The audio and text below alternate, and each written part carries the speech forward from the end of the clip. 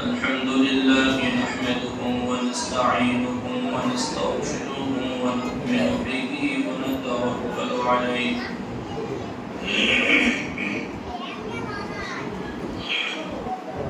ونعوذ بالله من شرور أنفسنا ومن سيئات أعمالنا من يهده الله فلا مضل له ومن يضلل فلا هادي له ونشهد أن لا إله إلا الله وحده لا شريك له ونشهد أن سيدنا وسندنا وحبيبنا ومولانا محمدا عبده ورسوله صلى الله عليه وعلى آله وأصحابه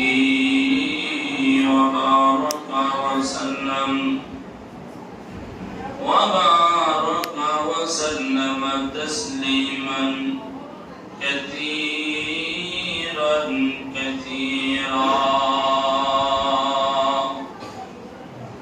أما بعد فأعوذ بالله من الشيطان الرجيم بسم الله الرحمن الرحيم وإنك لعلى خلق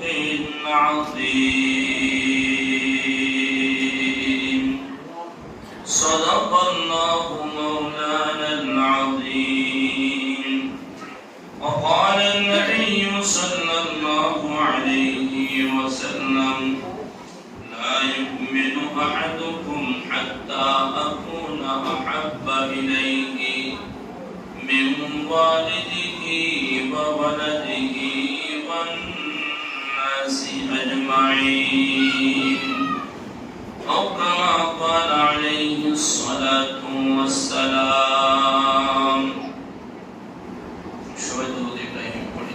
اللهم صل على محمد وعلى آل محمد كما صليت على إبراهيم وعلى آل إبراهيم إنك حميد مجيد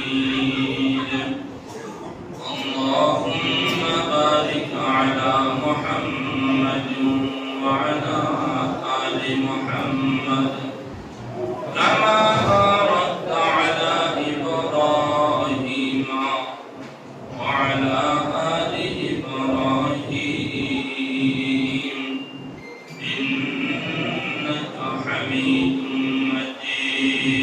مجيد سبحانك لا علم لنا إلا ما علمتنا إنك أنت العليم الحكيم رب اشرح لي صدري ويسر لي أمري واحلل عقدة من لساني يفقهوا قولي رب اشرح لي صدري ويسر لي أمري واحلل عقدة من لساني يفقهوا قولي الحمد لله বাঙালি চাপাতলা মাদের পড়া চৌধুরী পাড়া জামে মসজিদ কর্তৃক আয়োজিত সিরাতুন নবী মাহফিল আজকের এই মাহফিলের মুহতারাম সদর সভাপতি উপস্থিত হযরত উলামা ইকরাম আমার সম্মুখ অনুপবিষ্ট দিন প্রিয় মুসলমান ভাইরা মুরব্বী বাবাজিরা যুবক ভাইরা ছোট ছোট সোনামণি বুঝি বাচ্চারা পর্দার আড়ালে অবস্থানরত মা ও বোনেরা সর্বদর্শী মহান রব্বুল আলামিনের দরবারে শুকরিয়া আদায় করছি যে মহান রব্বুল আলামিন আমাকে আপনাকে সর্বযুগের সর্বপুরের সর্বশ্রেষ্ঠ মহামানব মুহাম্মদুর রাসূলুল্লাহ সাল্লাল্লাহু আলাইহি ওয়াসাল্লামের যেখানে জীবন চরিত্র নিয়ে আলোচনা করা হবে এমন সিরাতুন নবীর মাহফিলে আশা বসার সুযোগ করে দিয়েছেন। এতে আমরা খুশি না বেজার? খুশি প্রকাশ করে শরীরের সমস্ত শক্তিকে উজাড় করে বলিষ্ঠ কণ্ঠে অন্তরের অন্তরস্থান থেকে শুকরিয়া আদায় করে বলে আলহামদুলিল্লাহ। সময় একেবারেই কম, অল্প সময়ের মধ্যে সিরাতুন নবী থেকে সংক্ষিপ্ত আলোচনা করে শেষ করবো ইনশাআল্লাহ। আমি আমার নির্ধারিত টাইমেই শেষ করার চেষ্টা করবো ইনশাআল্লাহ। ইসলামের বিজয় রাসূলুল্লাহ সাল্লাল্লাহু আলাইহি ওয়াসাল্লামের মাধ্যমে ইসলামের বিজয় আসছে। এই বিজয়ের ধারা হচ্ছে দুইটা। কয়টা? দুইটা। একটা হলো আখলাকে নববী, নাম্বার 2 হলো জিহাদ ফি সাবিলিল্লাহ। শুধুমাত্র তরবারির বলেই কিন্তু জিহাদের বিজয় একেবারে ইসলামের বিজয় আসে নাই। বেশিরভাগ দেখা যায় রাসূলুল্লাহ সাল্লাল্লাহু আলাইহি ওয়াসাল্লামের আখলাকের কারণে, আচরণের কারণে, ব্যবহারের কারণে বেঈমান কাফেররা ঈমান গ্রহণ করতে বাধ্য হয়েছে। কি হয়েছে? বাধ্য হয়েছে। রাসূলুল্লাহ সাল্লাল্লাহু আলাইহি ওয়াসাল্লামের 10 বছরের জিন্দেগিতে, মাদানী জিন্দেগি কয় বছর? 10 বছর। এই 10 বছরের মধ্যে 63টা যুদ্ধ সংঘটিত হয়। কয়টা? 63টা যুদ্ধ সংঘটিত হয়। তাহলে বলুন কি পরিমাণ রাসূলুল্লাহ সাল্লাল্লাহু আলাইহি ওয়াসাল্লামের এই 10 বছরের জিন্দেগি কাটছে, ঠিক না? কঠিন মুহূর্তে, প্রত্যেকটা মুহূর্ত গেছে বড় কঠিন। রাসূলুল্লাহ সাল্লাল্লাহু আলাইহি ওয়াসাল্লামের প্রত্যেকটা যুদ্ধ ছিল আত্মরক্ষা, নিজেদের হেফাজত করার জন্য, কাউকে আঘাত করার জন্য নয়, কাউকে আঘাত করার জন্য নয়। যদি আঘাত করাই উদ্দেশ্য হতো, রাসূলের 13 বছর কাটিয়েছেন মাক্কি জিন্দেগিতে। মাক্কি জিন্দেগিতে রাসূল শুধু মারই খেয়েছেন, কিন্তু কাউকে মার ফিরেও দাঁড়াননি। কারণ ফিরে দাঁড়ানোর মতন শক্তিও ছিল না, ছিল না। ফিরে দাঁড়াইতে হলে জনবলের দরকার আছে না? তো মাক্কি জিন্দেগিতে জনবল এই পরিমাণ ছিল না যে বেঈমান কাফেররা নির্যাতন করলে ফিরে দাঁড়িয়ে টিকে থাকা যায়। এজন্য রাসূলুল্লাহ সাল্লাল্লাহু আলাইহি ওয়াসাল্লামের আদর্শ ছিল, রাসূলের আদর্শের মাধ্যমে মক্কা মদিনাতে ইসলামের বিজয় হয়েছে। কিসের মাধ্যমে? আদর্শের মাধ্যমে। আজকের মাহফিল হলো রাসূলের আদর্শ নিয়ে। কি নিয়ে? আদর্শ নিয়ে। সত্যিকার যদি আমরা চাই আদর্শ সমাজ, রাসূলের আদর্শ জীবন বাদ দিয়ে যদি কেউ আদর্শ সমাজ গড়তে চায়, কিয়ামত পর্যন্ত আদর্শ সমাজ গঠন করা সম্ভব হবে না। কথা বলে নাই? রাসূলের মতন আদর্শবান মানুষ পৃথিবীতে ছিল না, কোনো সময় আসেনি, কিয়ামত পর্যন্ত আসবে না। সেই আদর্শবান মানুষকে মাইনাস করে, তার আদর্শকে মাইনাস করে যদি ভিন্ন কোনো আদর্শ প্রতিষ্ঠিত করতে চায়, তাহলে কিয়ামত পর্যন্ত সে দেশে, সে জনগণের উপরে কোনো প্রকারের শান্তি আসতে পারে না। রাসূলুল্লাহ সাল্লাল্লাহু আলাইহি ওয়াসাল্লামের আদর্শ কেমন ছিল আমরা পড়া দরকার। বিশেষ করে যারা রাজনীতি করে, যারা সমাজ পরিচালনা করবে, তাদের অবশ্যই পড়া দরকার যে রাসূলের আচরণ ব্যবহার কেমন ছিল। প্রত্যেকটা মুসলমানের যদি রাসূলের আচার আচরণ থাকতো জানা, তাহলে আমাদের সমাজে রাসূলের এই সুন্দর আদর্শ প্রতিষ্ঠিত করতে পারলে তখনই এই সমাজ আদর্শ সমাজে কি হবে? রূপ নেবে। তা না হলে কিয়ামত পর্যন্ত আদর্শ সমাজ বলে আমরা চিৎকার স্লোগান যতই দিই না কেন, আসবে না, কোনোদিন আসবে না। এমনই হবে, এমন হবে। যারা বলে যে আমাকে একবার একটু ভোটে পাস করাই দেন না, আমি দেখেন ইনশাআল্লাহ সমাজ থেকে চাঁদা দূর করে দেব, চাঁদাবাজি মুক্ত সমাজ গড়ব, মাদক মুক্ত সমাজ গড়ব, বলে কি বলে না? আচ্ছা বলুন, এই লোকগুলো পারে না কেন?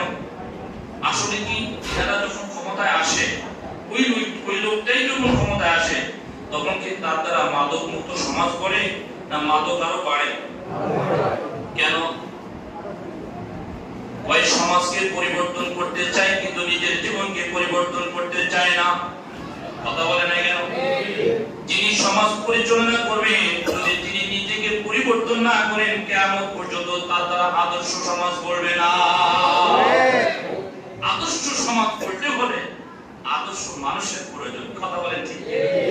আল্লাহ নবী সাল্লাল্লাহু আলাইহি ওয়াসাল্লাম বলেন, হে আমার উম্মতরা শুনে রাখো, বুইস্তু উতাম্মিমা মাকারিমাল আখলাক, আমি নবী আসছিলাম আমার উম্মতের মাঝে আদর্শ শিক্ষা দেওয়ার জন্য।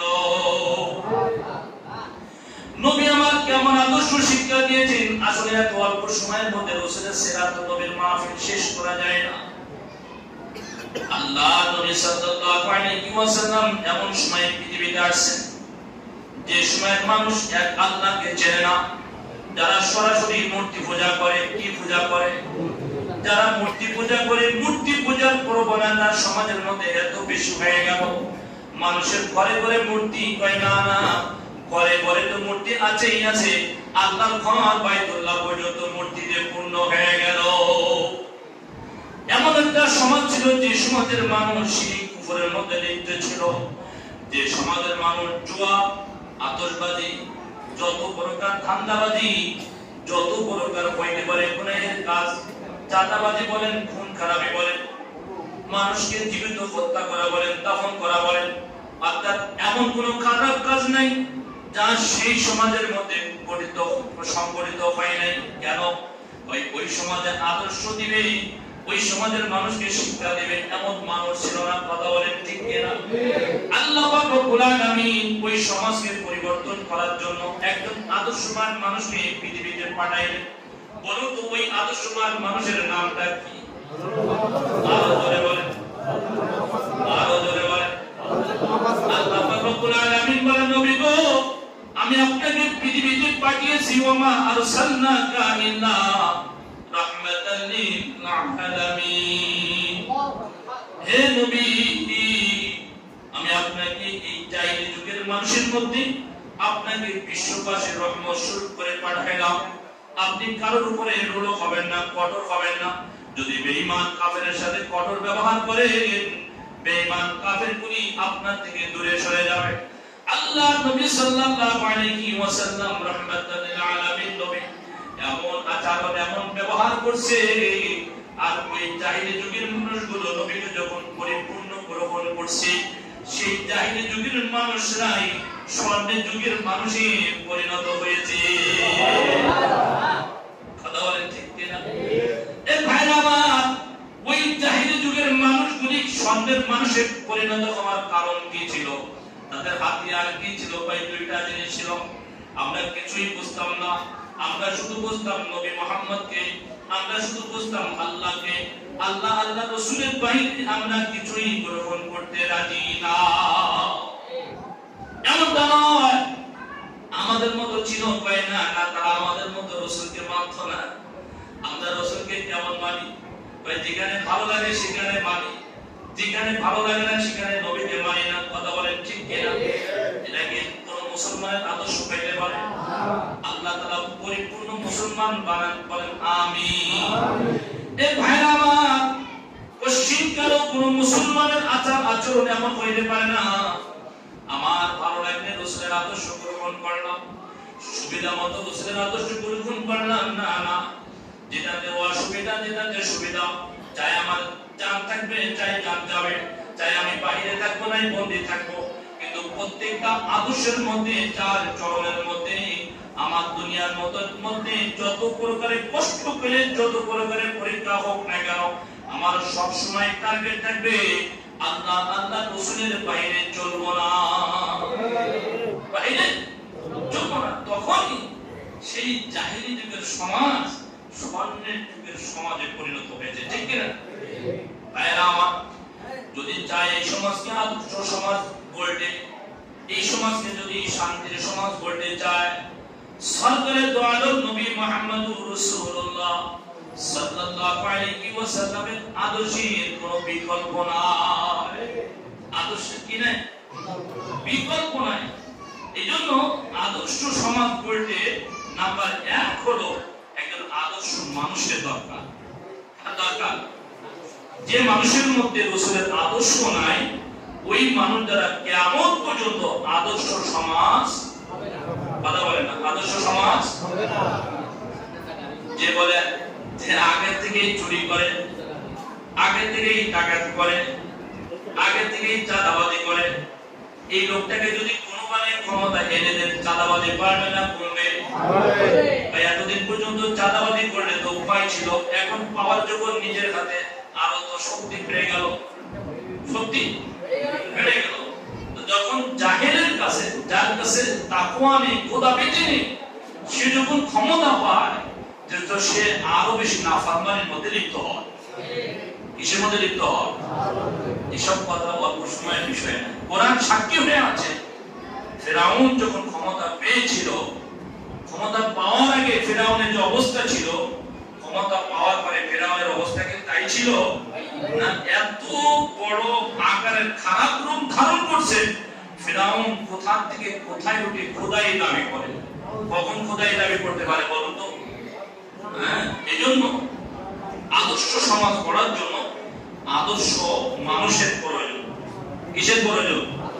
এজন্য যদি চান যে এই সমাজে শান্তি প্রতিষ্ঠিত হোক, তাহলে শান্তি প্রতিষ্ঠিত যারা করবে, যারা সমাজে সেবা দেবে, আপনি দেখবেন যে এই লোকটার মধ্যে আদর্শ আছে না? কার আদর্শ? নবীর আদর্শ আছে কি আছে না? যদি নবীর আদর্শ পাওয়া যায়, তাহলে এই লোকটাকে নিয়ে আসা যায়।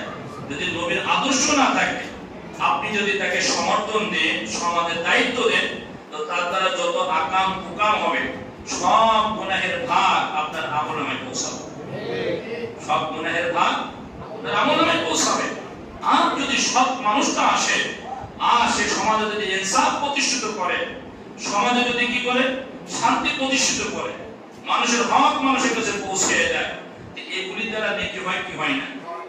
আপনি থাকবেন না, কিন্তু আপনার কবরে সব পৌঁছে যাবে। আপনি থাকবেন না, কিন্তু আপনার কবরে সব পৌঁছে যাবে। এজন্য আজকে সিরাত নবীর মাহফিল থেকে আমরা যদি একটা জিনিস নিতে পারি, কি? যে শুধুমাত্র রাসূলের আদর্শের বাইরে চলবো না। তার আদর্শের বাইরে চলবো না। আমাদের মডেল আমেরিকা না, আমাদের মডেল ইউরোপ না, আমাদের মডেল হলো মদিনার নবী রাহমাতুল লিল আলামিন মুহাম্মদুর রাসূলুল্লাহ সাল্লাল্লাহু আলাইহি ওয়াসাল্লাম। শান্তির দেশ গড়ার জন্য যদি আপনি আমেরিকার কাছে যদি ধর্ণা দেন, তা আমেরিকা আপনাকে টাকা দিবে, তা দিয়ে কোনোদিনও দেশের মধ্যে শান্তি আসবে না। আসবে না?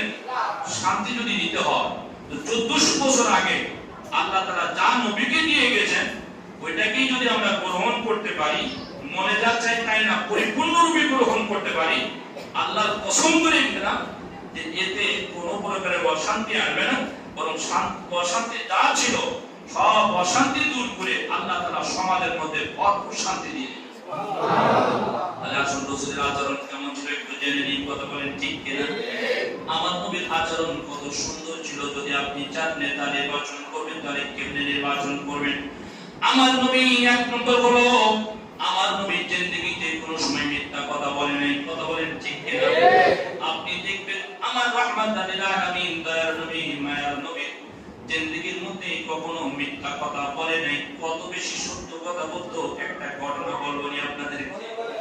হাদিসের মধ্যে আছে, মুসলিম শরীফের হাদিস, আল্লাহর নবী সাল্লাল্লাহু আলাইহি ওয়াসাল্লাম ইহুদিদের সাথে টাকা কর্জ নিয়েছেন, লেনদেন।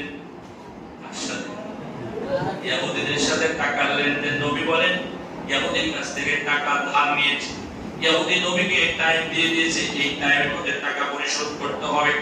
আল্লাহ নবী যথা টাইমে টাকা পরিশোধ করে দিয়েছে। যথা টাইমে টাকা পরিশোধ করার পরেও ইহুদি চায় নবীকে একটু হয়রানি করতে, পরীক্ষা করতে। ইহুদি মসজিদে নববীতে হাজির হয়ে বলেন, হে মুহাম্মদ, কিছুদিন হয়ে গেল তুমি আমার কাছ থেকে টাকা ধার নিয়েছিলে, টাকা ধার নিয়ে তুমি টাকা পরিশোধ করো নাই। বলে তেমন একটা সত্য মানুষকে যদি মানুষের মধ্যে দাঁড় করিয়ে বলে তুমি টাকা পরিশোধ করো নাই, কেমন লাগবে? নবী আমার একবারও রাগ হয় না, গরম বলে না, চোখ লাল করে না। ইহুদির সাথে বিনয়ের সাথে বলে, ভাইজান আমি তো আপনার টাকা পরিশোধ করে দিয়েছি। ইহুদি বলে না না পরিশোধ করেন নাই। আল্লাহ নবী সাহাবী দাঁড়িয়ে বলে ইয়া রাসূলুল্লাহ, দুইজনের মধ্যে কথা যখন লম্বা হতে থাকে, ইহুদি আপনাকে জোর করে কথা বলবে, আমরা পাশে দাঁড়িয়ে সাহাবায়ে কেরাম বরদাস্ত করতে পারি না ইয়া রাসূলুল্লাহ। আল্লাহর কসম করে বলি হে নবী, আপনি ইহুদির টাকা পরিশোধ করেছেন। আল্লাহু আকবার। সাহাবায়ে কেরাম সাহাবী নবীর সামনে দাঁড়িয়ে সাক্ষী দিতেছেন ইয়া রাসূলুল্লাহ, আপনি টাকা পরিশোধ করে দিয়েছেন, আপনি টাকা পরিশোধ করে দিয়েছেন। আল্লাহ নবী বলেন সাহাবীরে, যখন টাকা নিয়েছিলাম তখন তো তুমি উপস্থিত ছিলে না, যখন টাকা পরিশোধ করলাম তখনও তোমাকে ডাকে নাই, তাহলে নেওয়ার সময় তুমি ছিলে না, দেওয়ার সময় তুমি ছিলে না, এখন কেমনে সাক্ষী দিলে? সাহাবী বড় আজীব উত্তর দিয়েছে, আশ্চর্যজনক উত্তর। এই উত্তর শুধুমাত্র কানে শুনলে চলবে না রে মুসলমান, এই উত্তরটাকে দিলের মধ্যে খোদাই করে দে। সাহাবী বলে ইয়া রাসূলুল্লাহ ইয়া হাবিবাল্লাহ, ছোটবেলা থেকে আমি আপনাকে দেখছি, আজ পর্যন্ত আপনার জবান থেকে একটা মিথ্যা কথা বলতে শুনি নাই, আজও পর্যন্ত কোনো মিথ্যা কথা বলতে শুনি নাই। শুধুমাত্র আপনি বলছেন, আমরা তো জাহিলি যুগের মানুষ ছিলাম, আমরা আল্লাহকে চিনতাম না, মূর্তি পূজা করতাম। আপনি বলেন এক আল্লাহ, তাকেই না দেখে বিশ্বাস করতে হবে। পরকালে তোমাদের জন্য জান্নাত আছে, জাহান্নাম আছে, তোমাদেরকে আবারও মৃত্যুর পরে পুনরুত্থান করা হবে, তোমাদের আবার হিসাব নিকাশ দিতে হবে। ইয়া রাসূলুল্লাহ, আমি আল্লাহকে দেখি নাই, আমি জান্নাত দেখি নাই, জাহান্নাম দেখি নাই, আমি পরকালে আবারও আমাদেরকে পচে করে যাওয়ার পরে আবারও আল্লাহ তাআলা জীবিত করবেন, এই সমস্ত কোনো কিছু চোখে দেখে নাই, শুধুমাত্র আপনি জবানে বলছেন। আপনার জবানের কথা শুনি মা বাপ ছেড়ে, টাকা পয়সা, টাকা জমি সবকিছু ছেড়ে আপনার কথা বিশ্বাস করে কালেমা গ্রহণ করে ইসলাম গ্রহণ করেছি। কথা বলেন ঠিক কিনা? ইয়া রাসূলুল্লাহ, এতগুলি যখন সব বড় বড় বিষয় করি, শুধুমাত্র আপনার কথা শুনে যদি বিশ্বাস করতে পারি, তাহলে আজকে শুধুমাত্র কয়টা টাকা লেনদেন এটা বিশ্বাস করতে পারি, তেমনই বিশ্বাস করেছি, যেমনই আপনার সামনে উপস্থিত থেকে আমি সাক্ষী দিয়েছি দিতাম, তেমনই আজকে অনুপস্থিত থেকে তেমনই সাক্ষী দিলাম। আল্লাহর কসম ইয়া রাসূলুল্লাহ, আমার উপস্থিত থাকা অনুপস্থিত থাকার মধ্যে আপনার লেনদেনের মধ্যে কোনো প্রকারের সন্দেহ আমার তৈরি হয় না। দুনিয়াতে যে সমস্ত নেতার পিছনে চলেন, এমন গ্যারান্টি কেউ কি দিতে পারবেন আপনার নেতারা পবিত্র? নবীর আচরণের কথা স্বল্প সময়ের মধ্যে বলে শেষ করা সম্ভব নয়। হযরত আয়েশা সিদ্দিকা রাদিয়াল্লাহু তাআলা আনহাকে সাহাবায়ে কেরাম বলে যে আয়েশা আমাদেরকে জানা নবীর আচরণ কেমন ছিল। আয়েশা রাদিয়াল্লাহু তাআলা আনহা সংক্ষেপে বলেন, হে আমার সাহাবীরা, তোমরা কি কোরআনে কারীম তেলাওয়াত করো না? হ্যাঁ, তেলাওয়াত করি। যদি কোরআন তেলাওয়াত করো তাহলে নবীর আচরণের কথা জিজ্ঞাসা করো কেন? সাহাবায়ে কেরাম বলে তা কেমনে হয়? আয়েশা বলেন, কানা কুলুকুল কুরআন, ওই যেমনই কোরআন তেমনই আমার নবীর জীবন। তার মানে হলো, যদি নবীর জীবনটাকে একটা কিতাবের রূপ দেওয়া হয়, ওই কিতাবের নাম হলো আল কোরআন। কথা বলেন ঠিক কিনা? আর পবিত্র আল কোরআনকে যদি একটা মানুষের রূপ দেওয়া হয়, ওই মানুষটার নাম হলো মুহাম্মাদুর রাসূলুল্লাহ সাল্লাল্লাহু আলাইহি ওয়াসাল্লাম। দেখেন নবীর আদর্শ কেমন ছিল। নবীর ব্যবহারে বেঈমান কাফেররা সাথে থেকে ঈমান ইসলাম গ্রহণ করছে। ইসলামের প্রথম যে যুদ্ধটা হয়,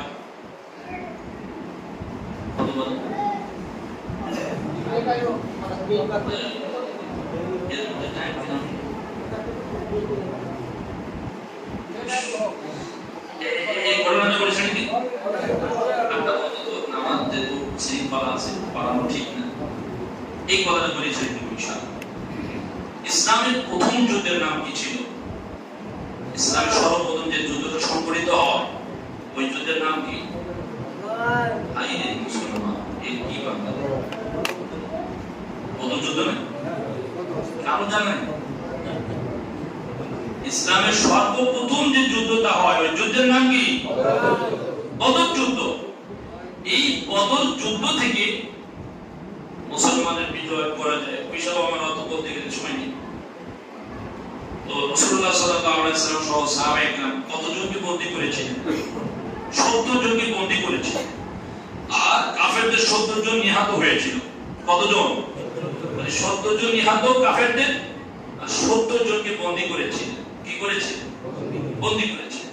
আচ্ছা বলুন তো, এই বন্দীরা রাসূলদের সাথে, মুসলমানদের সাথে আচরণ ভালো করেছিল না খারাপ করেছিল? খারাপ করেছিল। বদরের যুদ্ধে মুসলমানদের সাথে কি পীড়িত করছিল না? এই মানুষগুলি পশু কাটা কাটছে। কি কাটা কাটছে? পশু কাটা কাটছে। এদিক থেকে মক্কার জিন্দেগিতে নবী সহ সাহাবায়ে কেরামের উপরে এমন জুলুম অত্যাচার করছে, মানুষ ঘর বাড়ি পট্টলিকা ছেড়ে, সব জায়গা জমি ছেড়ে, ভাই বোন ছেড়ে যার যার মধ্যে পালিয়ে মদিনাতে আশ্রয় নেয়। ঠিক কিনা? এরপরও এই মানুষগুলিকে যখন বন্দী করলো, বলেন তো এই বন্দী মানুষগুলির উপরে আচরণটা কেমন হওয়া দরকার? ওদের তো মনে হয় কেটে কেটে টুকরা টুকরা করলেও তো রাগ শোধ হওয়ার কথা না। কথা বলেন ঠিক কিনা? কিন্তু ভাইজারা আমার, নবী আমার কি আচরণ করলেন? আচরণের ফলে নবীর আসলে সামনে আসে, নবী আমার কেমন আচরণ করলেন? বন্দীদের সাথে নবীর আচরণের ফলে 70 জন বন্দী প্রায় সকলেই নবীর আচরণের কারণে ইসলাম গ্রহণ করছিলেন। ভাইরা, নবীর আচরণটা কেমন ছিল খেয়াল করেন। নবী যখন বন্দীদেরকে নিয়ে আসলেন, প্রত্যেকে যুদ্ধের ময়দান থেকে আসছে। কথা বলেন ঠিক কিনা? যখন যুদ্ধের ময়দান থেকে আসছে, সকলের গায়ে জামার কোনো পোশাক নাই, কাপড়ের কোনো পোশাক নাই, সকলের পোশাক হলো লৌহ বর্ণ। কথা বলেন ঠিক কিনা? বলুন তো, লৌহ বর্ণ পরে স্বাভাবিক থাকা যায় না কিনা? কষ্টের জীবন পার করতে হয়। আল্লাহ নবী বলেন, দেখো এই বন্দীদেরকে তোমরা কষ্ট দিও না। 70 জন বন্দী আছে। আল্লাহ নবী তাদেরকে দেখি সাহাবায়ে কেরামকে বসাইলেন তাদের শান্তি নিরাপত্তার জন্য, যেন তাদের কোনো প্রকারের কষ্ট না হয়। কল্পনা করেছেন যে মানুষগুলি আমাদেরকে এত পরিমাণ কষ্ট দিল, ওই মানুষগুলিকে ধরে নিয়ে তাদের কষ্ট দেওয়া তো দূরের কথা, নবী তাদের শান্তির জন্য প্রথম নম্বর মিটিং ডাকছেন, পরামর্শ, সলা পরামর্শ। নবী বলেন যে শান্তির জন্য কি করা যায়? 1 নম্বর নবী বললেন, দেখো এদের লৌহ বর্ণগুলো দ্রুত খুলে ফেলাও, দ্রুত খুলে এদের একটা জামার ব্যবস্থা করো, চাদরের ব্যবস্থা করো। আল্লাহু আকবার। আল্লাহ নবী বলেন, তোমরা প্রত্যেকে 70 জনের জন্য এক একটা করে যদি আমরা জামা দিয়ে দিই, তাহলে 70 জনের 70 জোড়া হয়ে যাবে। 70 জনের জন্য 70 জোড়া যদি হয়ে যায়, তাহলে সব হয়ে যাবে। যে 4টা দিতে পারে সে 4টা দিবে, যে 5টা দিতে পারে সে 5টা দিবে। এমন করে সকলে ভাগ করে নিয়ে মুহূর্তের মধ্যে জামা চলে আসলো, সকলের ব্যবস্থা হয়ে গেল। আল্লাহ নবীর হুকুমে প্রথম নম্বর হলো তাদের লৌহ বর্ণ করে খুলেই সকলের জন্য কাপড়ের ব্যবস্থা করা হলো। সব কাপড় পরিধান করে সুন্দরভাবে আরামের সাথে কাটায়। ওই বন্দীদের মধ্যে একজন ছিলেন, তিনি সুঠাম দেহের মালিক, যেমন ছিলেন উঁচু তেমন ছিলেন মোটা। ছিলেন তিনি কে? ওই রাসূলের চাচা আব্বাস রাদিয়াল্লাহু তাআলা। তখন তিনি ইসলাম গ্রহণ করেন। নবী বলেন, আমি আমার চাচা ওই লৌহ বর্ণ অবস্থায় রাত্রিবেলায় কাতরায় আমার চাচা ভালো করে ঘুমাইতে পারে না। আমি নবীর কানে যখন আমার চাচার ওই কাতরানো আওয়াজ আসে, সকলের জন্য পোশাক হলো, কিন্তু আমার চাচার গায়ে পোশাকটা মানানো না, হলো না। কারণ আমার চাচার বডিটা ছিল অনেক লম্বা, অনেক মোটা, যার ফলে যে পোশাক পরে আসছে এগুলি একটাও তার গায়ে হয় নাই। এদিক থেকে চাচারা রাতে ঘুমাইতে পারবে না। নবী বলে, আমি বরদাস্ত করতে পারি না, দ্রুত একটা কাপড়ের ব্যবস্থা করো। পাশেই বসা ছিল আব্দুল্লাহ ইবনে উবাই। কে? আব্দুল্লাহ ইবনে উবাই। এত বড় পাক্কা মনে ছিল। কথা বলেন ঠিক কিনা? আলোচনা শুনতেছেন কিনা তা বুঝতে পারতেছেন, এখানে কর্তব্য করতেছেন। আব্দুল্লাহ ইবনে উবাই, উবাই কি মুমিন ছিলেন? মুনাফিক সত্তা ছিল। কি ছিল? মুনাফিক সত্তা ছিল। দেখবেন মুনাফিকদের একটা ভালো অপরাধ আছে। কি অপরাধ জানেন? ও সব জায়গায় থাকে। কি বলে? সব জায়গায় থাকে। ও পূজার মন্দিরে গিয়েও মাথা নত করে, আবার জুমাতের মসজিদে এসেও পাঁচ কাতার একদম সিজদায় পড়ে, তার ওঠে না। এমন মানুষ আছে না? আছে। কথা বলেন, এখানে আছে না? নাই। এটা হলো মুনাফিকি স্বভাব। কি স্বভাব? মুনাফিকি স্বভাব। তো আব্দুল্লাহ ইবনে উবাই রাসূলের পাশে বসে রয়েছে। ও দেখছে আজকে একটা সুবর্ণ সুযোগ পেয়ে গেল। কি সুযোগ? আমি তো জানি আমি খারাপ মানুষ, সারা জীবন রসুলের বিরোধিতা করছি গোপনে গোপনে। আজকে রসুলের চাচার একটা আমি জামা দিব, আমার জামা নিশ্চিত গায়ে হয়ে যাবে। আমি এই উসলত দিয়ে কমপক্ষে নবীকে হাসরের ময়দানে ধরবো, যাতে এই উসলত আমি পার হয়ে যেতে পারি। কি হয়ে যেতে পারি? মনে মনে ভেবে দাঁড়ায় বলছে, ইয়া রাসূলুল্লাহ, আমার একটা জামা আছে, আমি দুগিয়ে নিয়ে আসি, আপনার চাচার জন্য হবে। তো রাসূল বলছে, হ্যাঁ ঠিক আছে নিয়ে এসো। তো নিয়ে আসছে। তো ওই আব্দুল্লাহ ইবনে উবাইয়ের জামাটা আব্বাস রাদিয়াল্লাহু তাআলা আনহু এর একদম পরার সাথে হয়ে গেছে, সুন্দরভাবে হয়ে গেছে। যখন হয়ে গেছে, এই আব্দুল্লাহ ইবনে উবাই মনে মনে চিন্তা করছে, আজকে একটা সার্টিফিকেট নিয়ে হাঁটলাম, রাসূলকে কিয়ামতের ময়দানে ধরা যাবে যে কিছু না হলেও তো আমি করছি। এজন্য আল্লাহ রাসূল সাল্লাল্লাহু আলাইহি ওয়াসাল্লাম যখন আব্দুল্লাহ ইবনে উবাই ইন্তেকাল করেন, তখন কাফনের জন্য রাসূলের চাদর খুলে দিয়েছিলেন। কি করছিলেন? চাদর খুলে দিয়েছিলেন। যে চাদরে কি ক্ষমা পেয়েছিল? চাদরে ক্ষমা পেয়েছিল না, চাদরে ক্ষমা পায়নি। ওই বলে, দেখো আমি চাদর দিয়েছি কেন জানো? ওই দিন আব্দুল্লাহ ইবনে উবাই আমার চাচাকে কাপড় দিয়েছিল, এই অনুগ্রহের বদলা যাতে কিয়ামতের ময়দানে না যায়, এজন্য আজকে আমি চাদর দিয়ে তার সেই বদলাকে প্রতিশোধ করে দিলাম, যাতে কিয়ামতের ময়দানে আমার কাছে পাল্টা আমার চাচার কাপড় জন্য ওই দিন দাবি না করে। তার সত্যি হয়ে গেছে। অতএব তার যে পরিকল্পনা ছিল তা শেষ। আল্লাহ নবী বলেন, দেখো তাহলে এখন তাদের কি ব্যবস্থা করতে হবে? খাওয়া দাওয়ার ব্যবস্থা করতে হবে। কিসের ব্যবস্থা করতে হবে? খাওয়া দাওয়ার ব্যবস্থা। এই মানুষগুলি কেমনে খাবে, কিভাবে খাবে?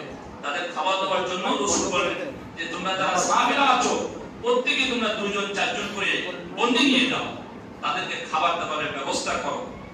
আবু আজিজ তিনি বলছেন, আমাকে এমন এক আনসারী সাহাবী বাড়িতে দিয়েছে, আনসারী সাহাবীকে আমি দেখি সে খাওয়ার সময় নিজে খেজুর খায় আর আমাকে রুটি আর গোল দিয়ে খাওয়ায়। আল্লাহু আকবার। সে সাহাবা একদম কেমন আচরণ করছেন বন্দীদের সাথে, কাফেরদের সাথে কি আচরণ করছেন? বলে আবু আজিজ বলছে, আমি বড় আশ্চর্য হয়ে গেলাম যে খাবারের সময় আমাকে যিনি নিয়ে গেছেন উনি খেজুর খেয়ে দিন কাটায় আর আমাকে রুটি খাইতে দেয়। কি খাইতে দেয়? রুটি খাইতে দেয়। তার মানে যিনি মেহমান, আবার কাফের, আবার বন্দী, আমাদের শত্রু, তাকে তিনি ভালো খাবার খাওয়ায়, নিজে কি খায়? কথা বলে, নিজে কি খায়? কি হয়েছে ফলে? এইটুকু ভালো আচরণের ফলে ওই সব বন্দীগুলো, বিদায়ী বন্দীগুলো, তারা সব পরবর্তী ইসলাম গ্রহণ করছে। আমাদের মানসিকতা যদি সুন্দর হয়, আমাদের মানসিকতা যদি কি হয়? সুন্দর হয়, আমরা একজন আরেকজনের উপকার করব, তাহলে ইনশাআল্লাহ আল্লাহ তাআলা আমাকে দুনিয়াতেও ভালো রাখবে, পরকালেও ভালো রাখবে। আর যদি আমি রাত্রিবেলায় শুয়ে শুয়ে যদি চিন্তা করি কাকে ঘর থেকে বের করে যায়, কার পেরেকটা কেড়ে নেওয়া যায়, কার হাড়িটা কেড়ে নেওয়া যায়, কাকে পঙ্গু করা যায়, এমন করে চিন্তা যদি করি, শুনে রাখেন, আপনি চিন্তা করবেন আপনার প্রতিবেশী পেরেক কেড়ে নেবেন, আল্লাহ তাআলা আপনার বদলা দেবে, আপনার হাড়ি কেড়ে নেবে। কে কেড়ে নেবে? আপনি চিন্তা করবেন ওকে রাতে ঘুমাইতে দিব না, আল্লাহ তাআলা আপনার বদলা দেবে, পুরো পরিবার ধরে আপনাকে পালাইতে হবে। কি করতে হবে? আপনার পরিকল্পনা যা হবে, আল্লাহ পরিকল্পনাকে তার থেকে ছোট হবে না বড় হবে? এই জন্য আমরা যদি চাই সমাজে শান্তি প্রতিষ্ঠিত করতে, তাহলে এর বিকল্প কোনো সুযোগ নাই রাসূলের আদর্শকে মাইনাস করে। কথা বলে ঠিক কিনা? এখন আর লম্বা করব না, এই ঘটনা শেষ করতে গেলে আমার টাইম আরো ওভার হয়ে যাবে।